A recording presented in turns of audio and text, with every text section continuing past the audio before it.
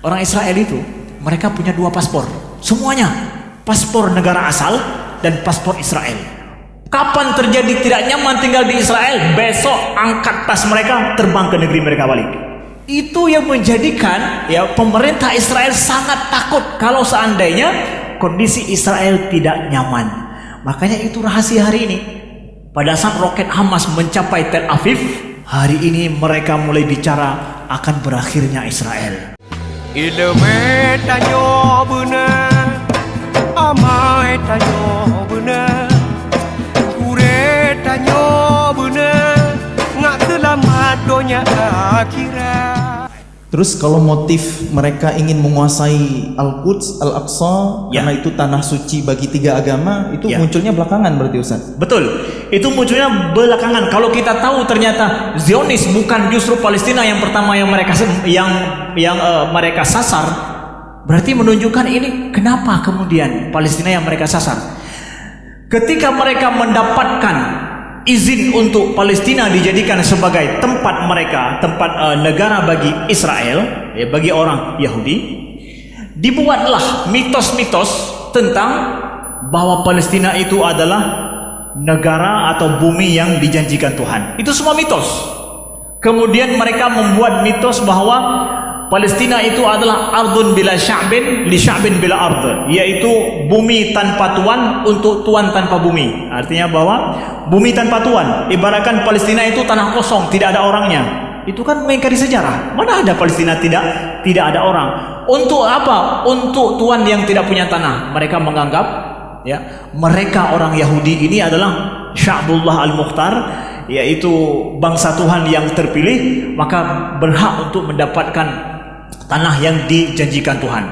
Nah, mitos ini sampai hari ini terus ditanam oleh orang Yahudi, oleh Zionisme kepada semua orang-orang Yahudi yang berhijrah ke Palestina.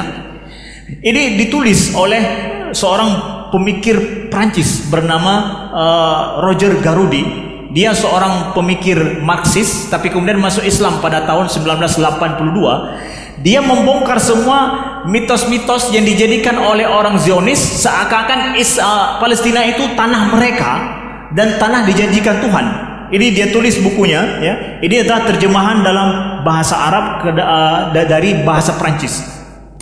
Buku ini dicari di Google sudah sulit, susah. Tidak ada, betul-betul dibasmi.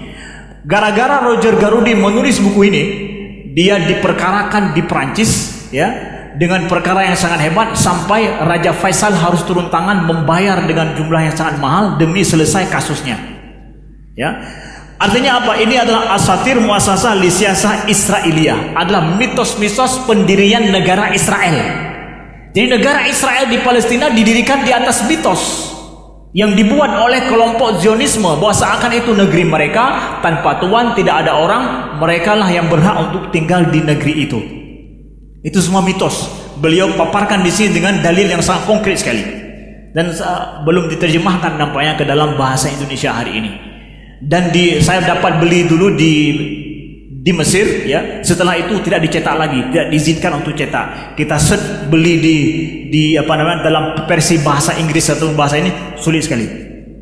Betul-betul buku ini membongkar mitos-mitos daripada negara Israel, ditulis langsung oleh orang Prancis, pemikir Muslim Prancis yang masuk Islam, ya.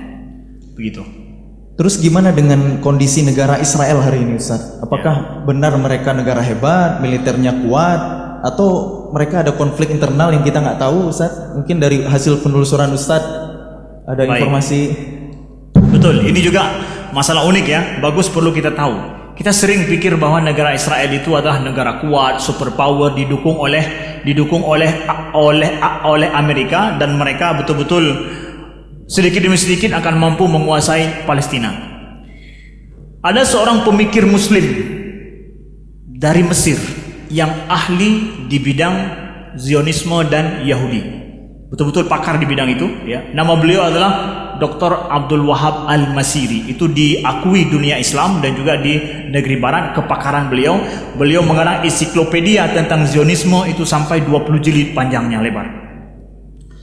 Beliau diantaranya ini, beliau di sini menyebutkan, ini buku, salah satu buku beliau, banyak karya-karya beliau, ya, Tarikh Fikrus Suhyuni. beliau sebutkan tentang sejarah daripada Zionisme. Dan juga beliau mengarang kitab penting sekali adalah tentang masalah Inhiyar Israel, Nihayatu Israel, akhirnya negara Israel. Kata beliau, negara Israel itu secara pasti dengan sendirinya akan berakhir. Kok bisa? Sedangkan kita berpikir itu negara superpower kuat. Sedangkan yang pakar ahli di bidangnya, beliau mengatakan hilangnya Israel, berakhirnya sejarah negara Israel itu akan terjadi dengan sendirinya, kata beliau. Bahkan kenapa?